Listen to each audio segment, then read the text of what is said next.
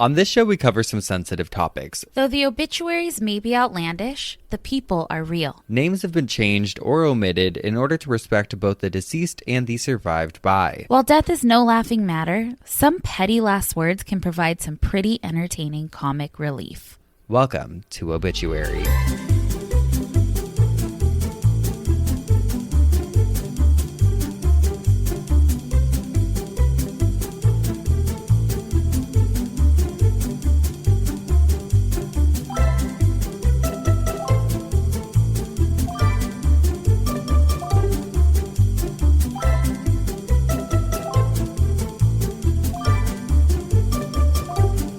Welcome back to Obituary. I'm Spencer Henry. And I'm Madison Reyes. And we are your hosts with the most issues. I know.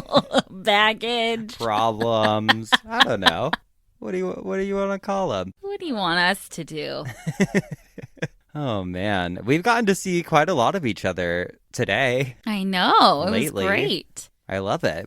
I went over this morning because Madison left her charger here last time we were recording, and I went and dropped it off today, and then I said, hey, I'm also coming inside, and I brought my computer, and I'm working from here. Perfect. And you brought me a coffee, and we just sat and worked, and the dogs played. I know. Well, that was the main reason. I felt like Hot Dog was so bored today. I've been pre-recording a lot of stuff for next week because I'm going to be gone. And so I feel like she's been just sitting in the office with me 24/7. I was like, she needs to play with a friend. So you're going to Palm Springs. Palm Springs, baby. Here I come. My favorite place. My home away from home. Ugh, so jealous that you're going. I'm excited to just sit by the pool all day. Yeah. Do you have any plans while you're there? Well, you know this. I grew up obviously going there a lot. We spent like most holidays there. So I feel like it's like home for me. Your family has a house there, right? Yeah. So what I realized when I was watching Real Housewives of Beverly Hills, which we all know I'm a new fan. Uh-huh. And they went to this place in La Quinta that I have never seen before, this little strip. It looked so cute with that little bakery. Yeah. So I'm going to go there. Oh my gosh. Okay. But I feel like I know Palm Springs like the back of my hands because it is like a second home. And so yeah. It's always exciting to find new places. So. Totally. And it also just it feels like there's less people, which is nice, especially like during the now times. It's nice to not worry as much about the world. Yeah. And it's just the air is different down there. I know. You walk out, the second I get there, I'm like, I feel relaxed. Same. I know. There's something like healing there. Well, I think they say there's those, I forget what they're called,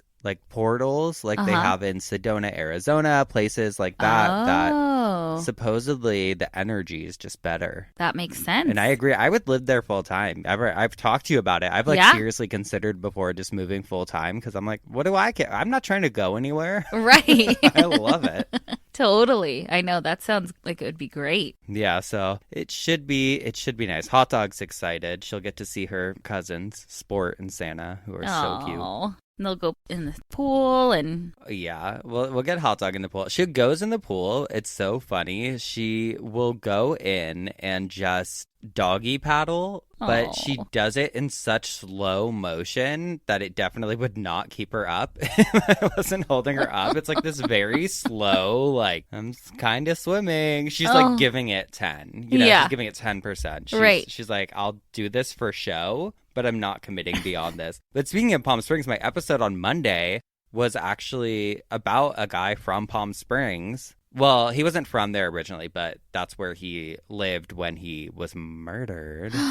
Oh my God. I think I might have told you about it earlier. He was the one who his contractor put him under the hot tub. Yes. Yes. Famous B-grade campy horror director. Okay. Which, speaking of, we didn't get a chance to watch any horror movies this past week. No, but we did go on a little adventure.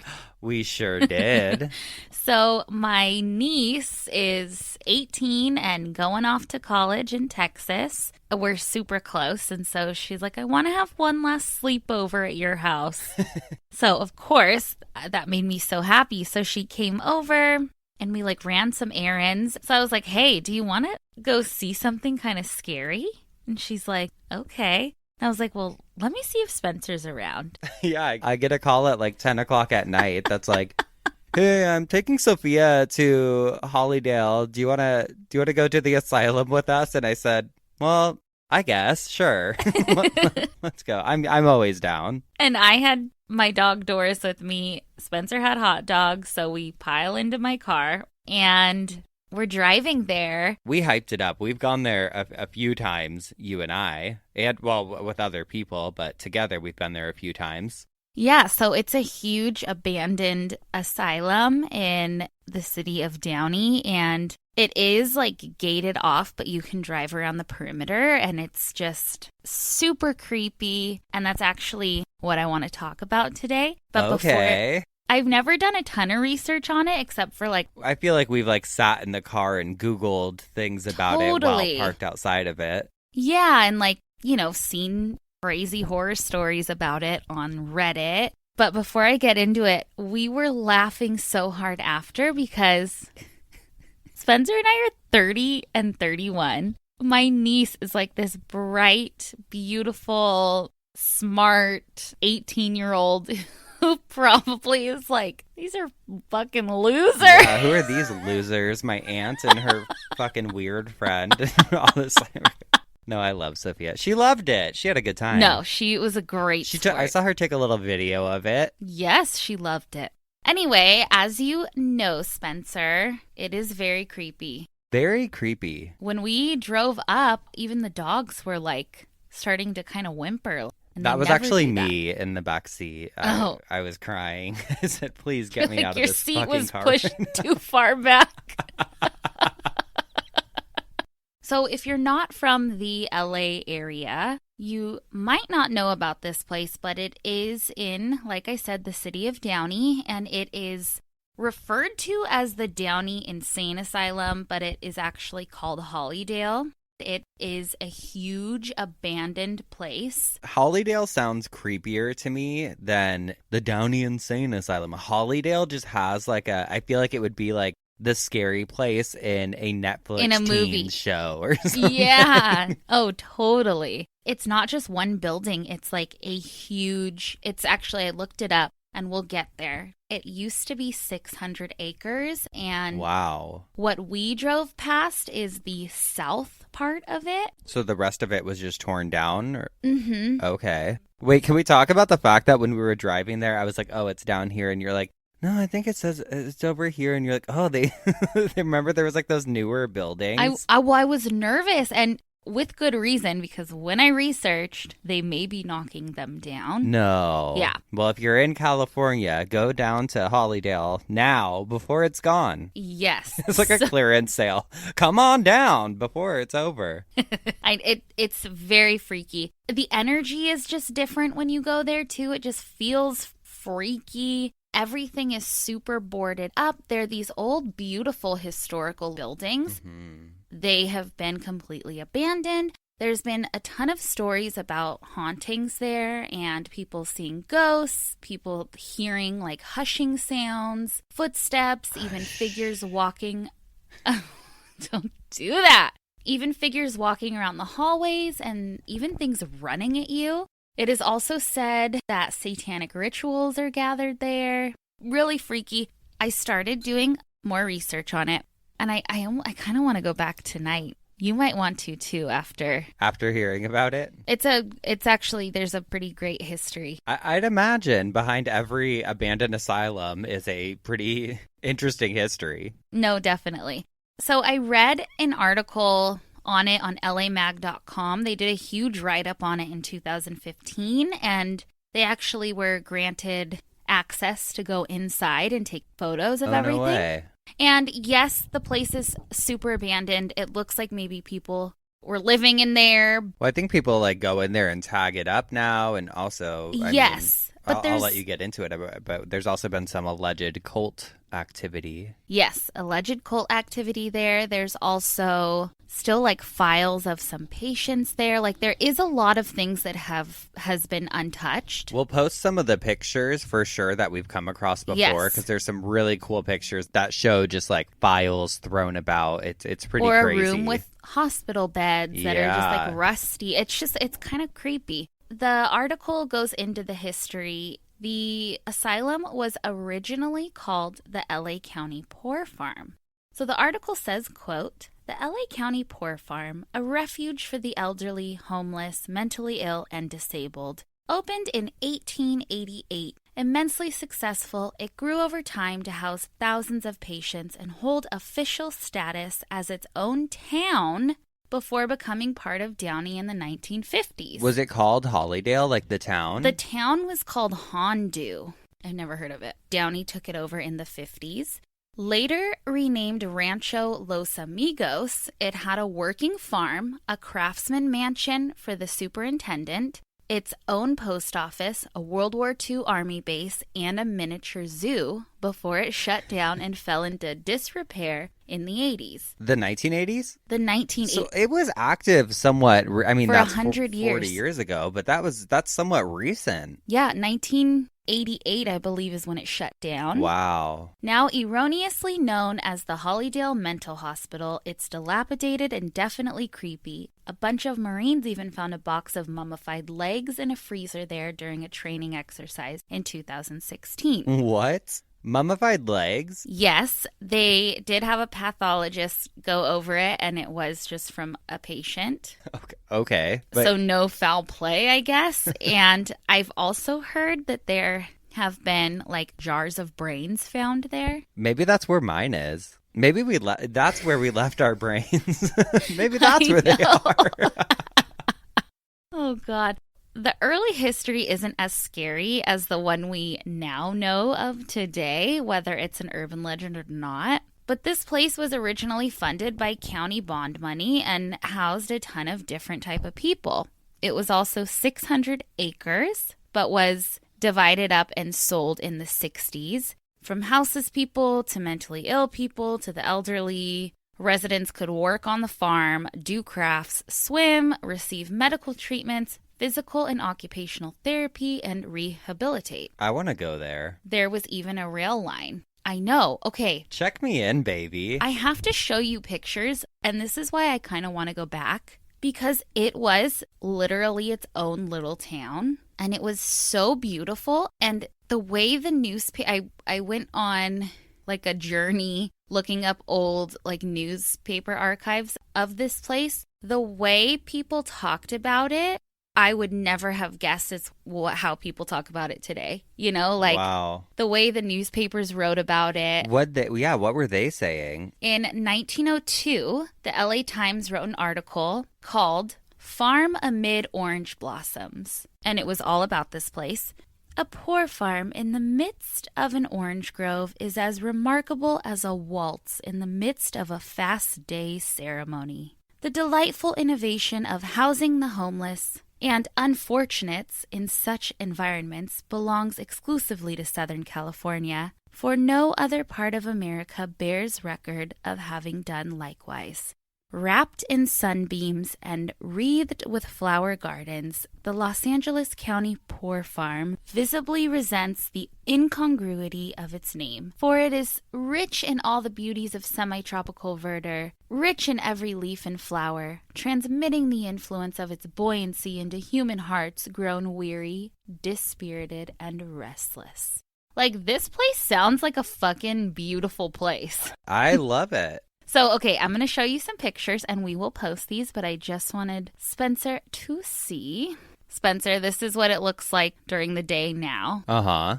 Pretty freaky. Yes. That's the superintendent's craftsman mansion. Pretty. This is what it originally looked like. Like streets lined with trees. Look at this. Pretty. Beautiful buildings. Look at that.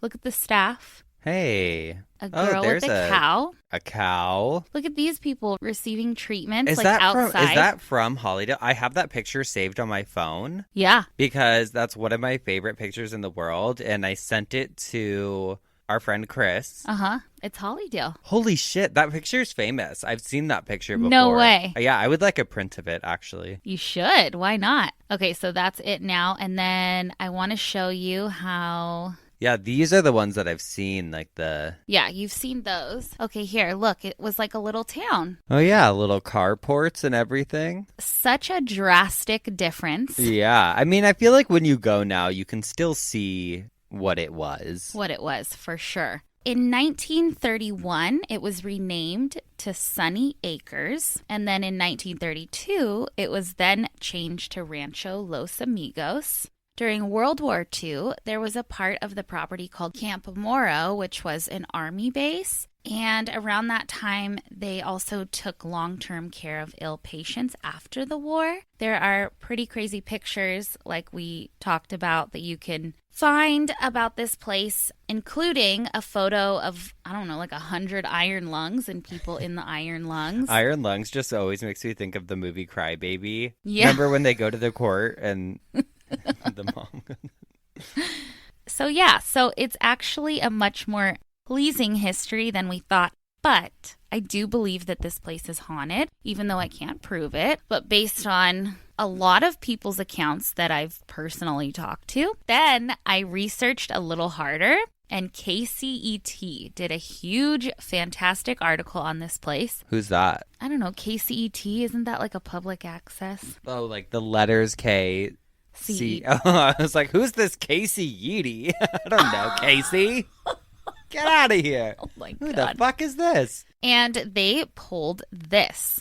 Though the story paints a rosy picture, there were darker tales as well. There were occasional reports of inmate mistreatment. There was also stories of despondent residents like George Deason, who drowned himself in a nearby river, and Bud Lewis, the farm's bread cutter, who jumped out of a window during a heated discussion. Concerns grew louder after Burdick retired, and Burdick was the first superintendent. The farm suffered a series of lackluster superintendents. In 1911, a grand jury investigation resulted in mandated sweeping changes. These included fair distribution of food, clean and well-lit wards, and humane and kindly treatment of inmates, with the promise that any case of unnecessary force of violence on the part of employees is punished by instant dismissal. Also, something I read was that unclaimed patients that passed away there were buried in the field. Oh. And there is a morgue on site. Well, then it's definitely haunted. There's something. If that exists,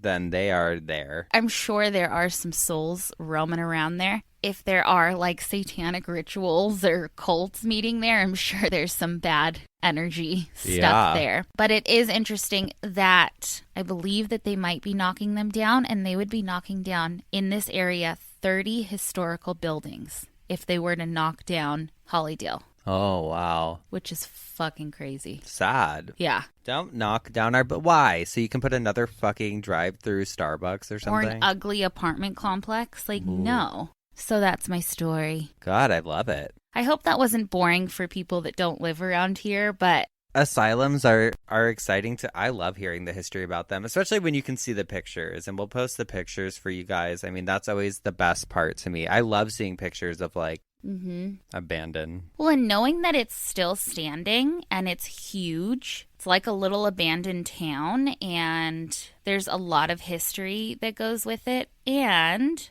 it's been abandoned since 1988. Wow. If you're around town, you gotta drive by it. If not, look up the pictures. They're beautiful and then not so beautiful. I feel like you should have had like a flashlight while you were telling me this story tonight. I feel like this is such like a campfire story. Should we drive by there tonight? Maybe. Ooh. No, it was cool. I love a history lesson. All right, so what do you have for me? A history lesson. Oh, perfect.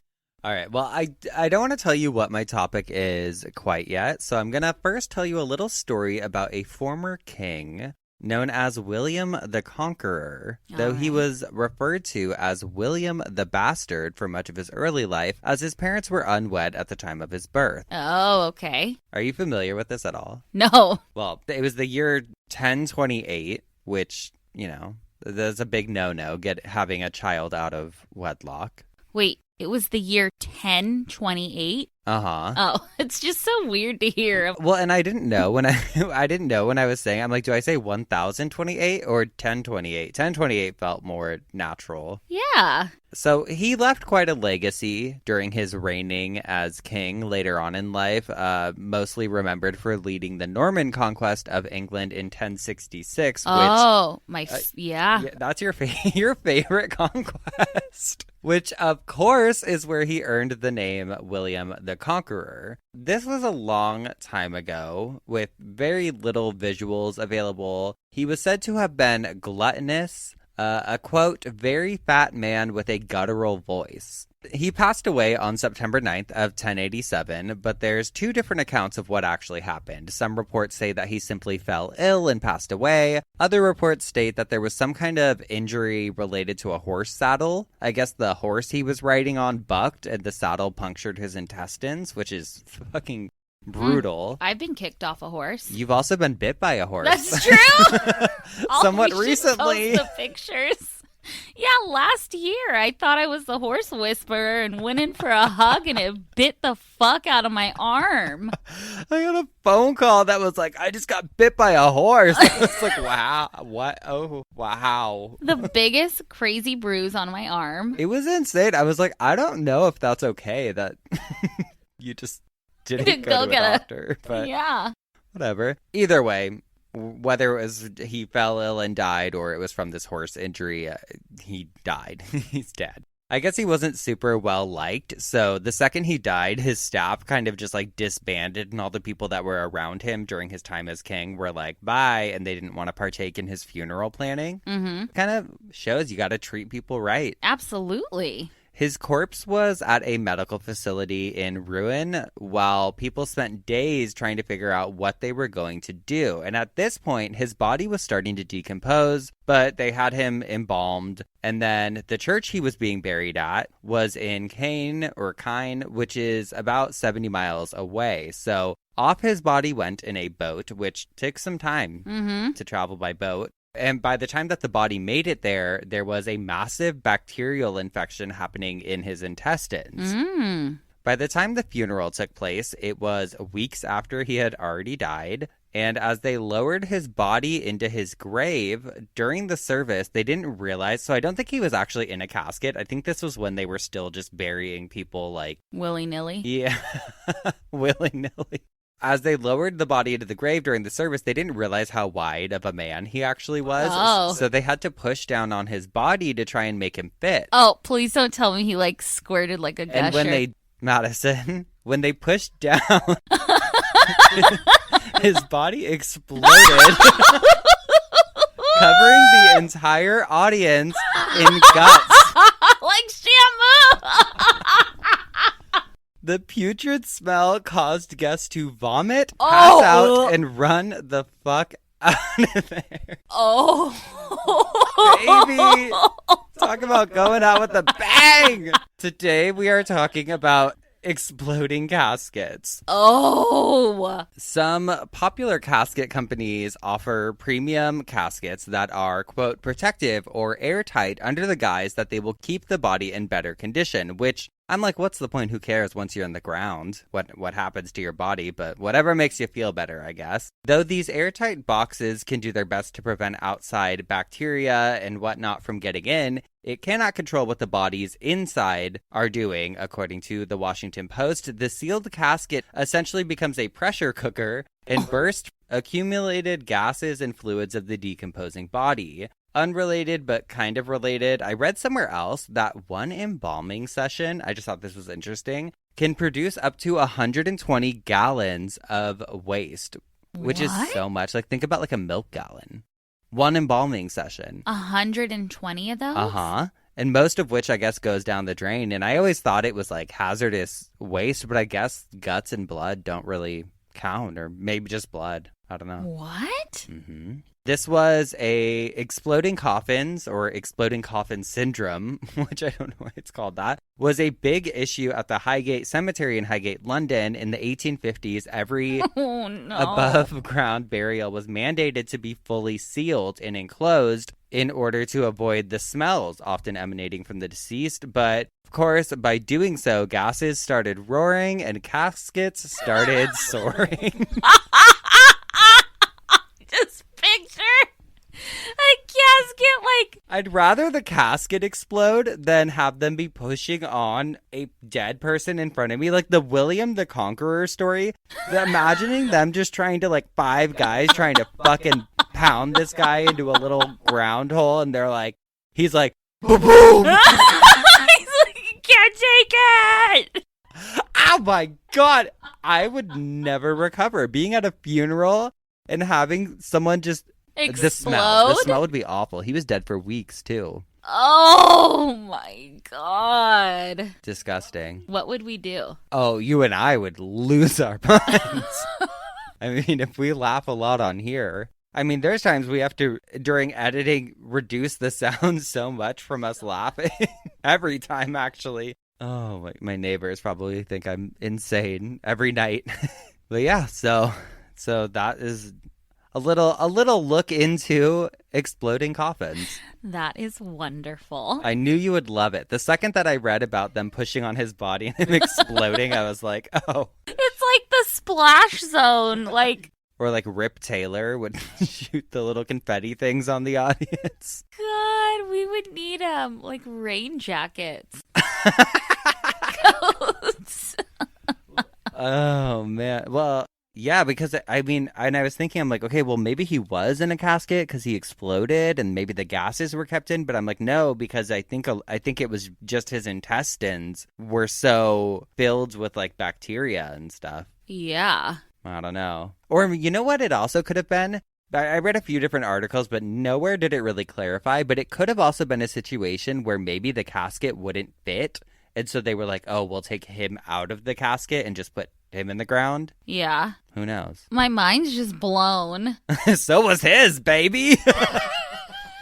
He's a fucking asshole. Probably did that on purpose. I'm going to do that. I'm going to swallow a bunch of like balloons or something before I die. All right. Before we get into obituaries, I wanted to read something that a listener sent us. It's a personal story of hers, and it is extremely sweet and extremely funny. And I told you to not look at this particular message so that I could get your reaction. And so I want to thank Sam for sending it over. And she also sent a picture. How'd they send it in? Email or direct message? Yeah, DM. Yeah, if you have stuff, send it in. So Sam wrote, "My grandmother passed away almost 3 years ago, and she was amazing. Her funeral was beautiful. Everyone showed up. And if you don't know, it is actually a very long process to get headstones sometimes, so it took us a while to get one for her. So while we were waiting for her to get her headstones, my family decided to decorate where her grave was, and we put flowers there along with a cute white picket fence border.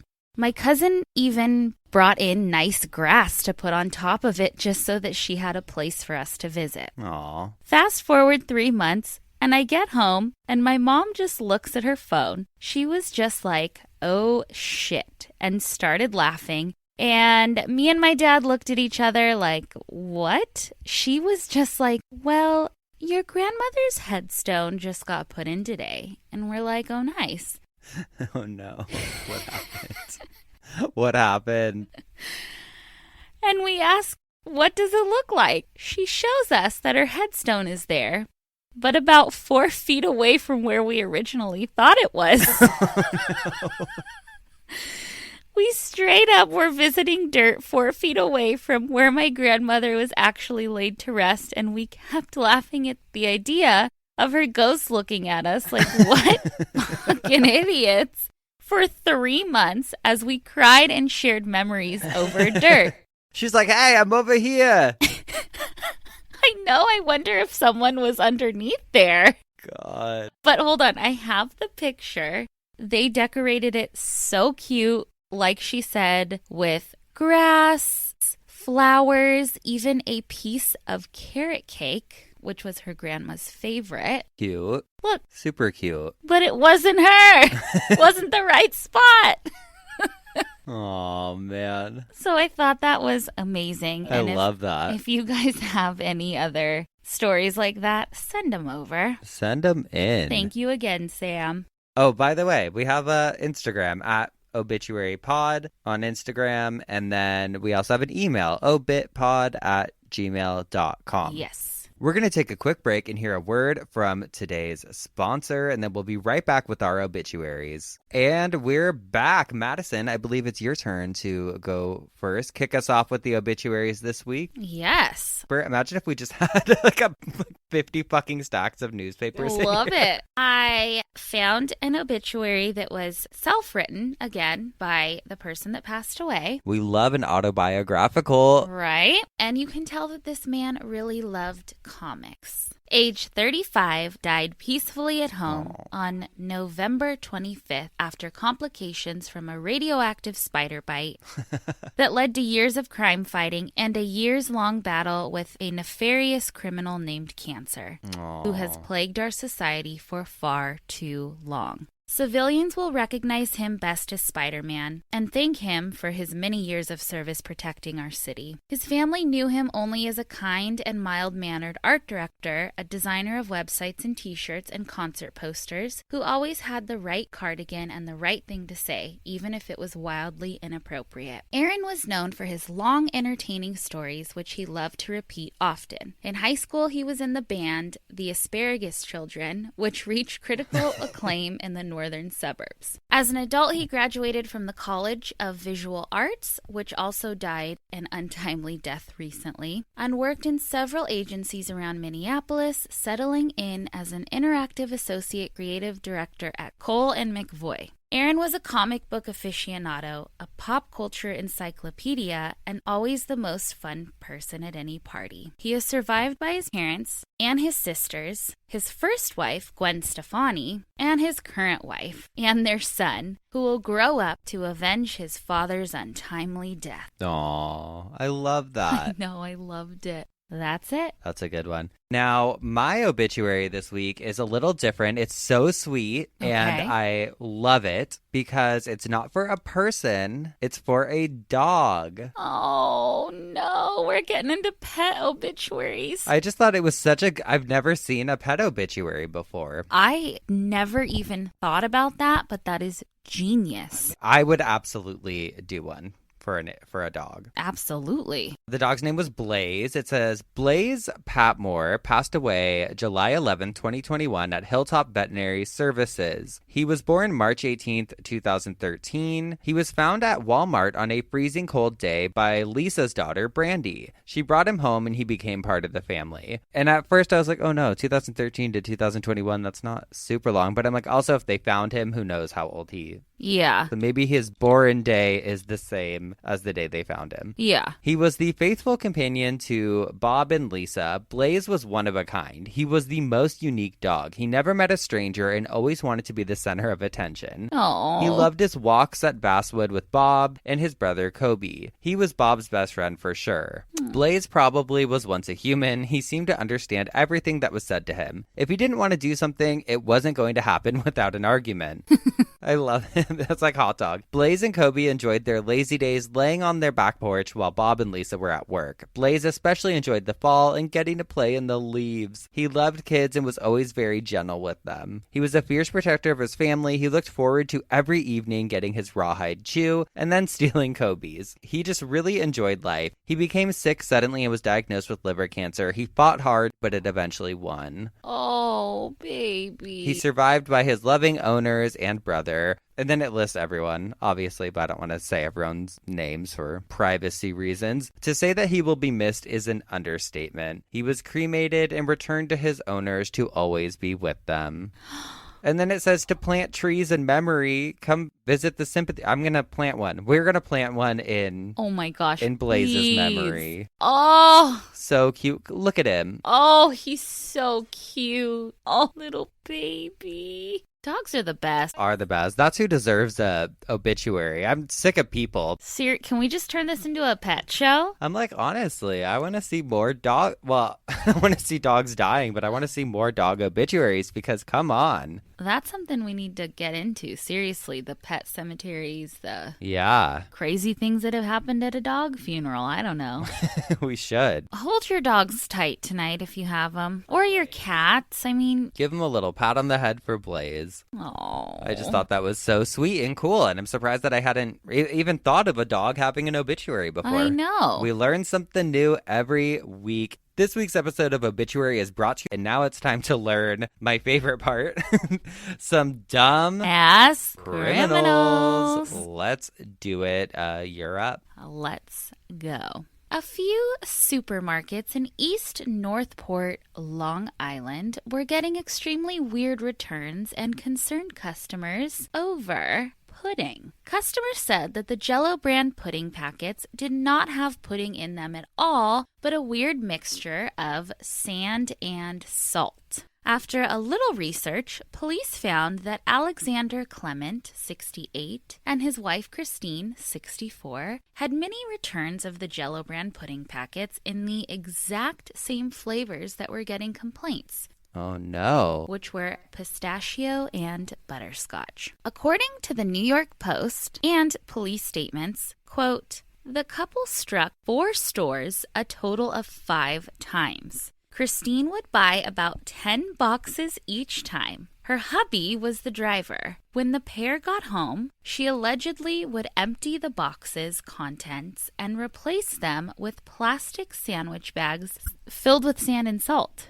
Why? Just imagine you're at the market and you're like, I really want some pudding mix. And you open it up and there's a Ziploc baggie full of sand and salt. I would be like, what the fuck? Well, also, are people saying, oh, it tastes weird? Because I'm pretty sure if you're opening up something and it's a Ziploc bag full of sand and you're like, yep, this looks right, I'm going to make it anyways. God, so it was this elderly couple who had this Jell-O brand pudding scam. When the pair got home, she allegedly would empty the box's contents and replace them with plastic sandwich bags filled with the sand and salt. After resealing the boxes, her husband would drive her back to the stores where she would return them for a refund. Don't understand why. They would get $1.40 back, and then they would obviously have free pudding to munch on. So they did it for the money. They did it for the money and the free pudding. There's so many more things you could steal in return. I know. The weird thing about this is that the authorities claim that the couple was well off, that they had no prior records for this incident, and also that they were good people. They also claimed that the wife had an age-related illness, making the story kind of dumb and sad. So it was just like a thrill for them, I guess. I guess, if you're bored. I mean, I just wish they would have stolen the pudding. Weird. They probably would have been much better off stealing it because they were arrested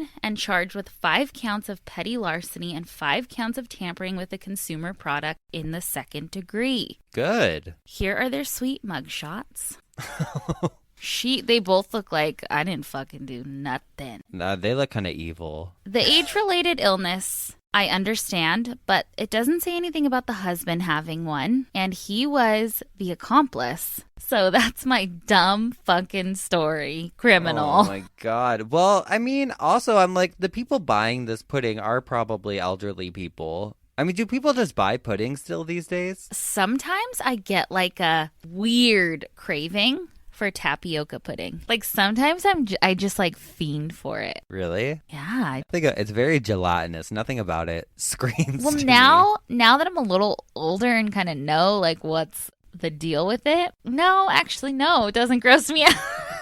God. Dumb. Don't put sand in the Jell-O. So what's yours? I titled mine this week, Jesus Take the Wheel, but not like that. Okay. 28-year-old woman was cruising through the small town of Mariester, Florida, when she blew through a stop sign and crashed her Ford Taurus into the side of a house. She attempted to drive off, but the car became stuck in a patch of mud. Oh, no. Shortly after, deputies from the Okaloosa County Sheriff's Department arrived, and when they questioned her, they got quite possibly the dumbest explanation I have ever heard. She said that she blew the stop sign and crashed into this person's house because her eyes were closed. Oh. Because she was praying.